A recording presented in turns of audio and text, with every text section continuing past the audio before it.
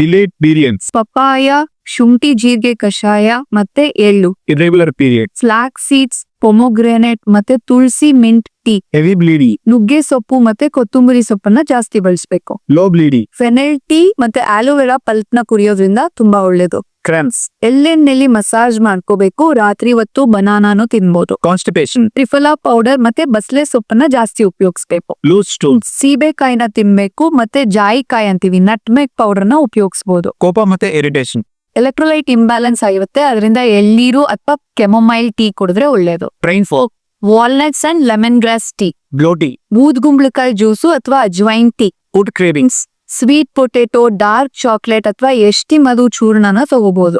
Aches and pain, ಉಚ್ಚೆಳ್ ಚಟ್ನಿ ಮಾಡ್ಕೊಂಡು ತಿನ್ಬೋದು ಅಥವಾ ಅರ್ಶಿನ ಜೊತೆ ಪೆಪ್ಪರ್ ಹಾಕೊಂಡು ಟೀ ಮಾಡ್ಕೋಬಹುದು.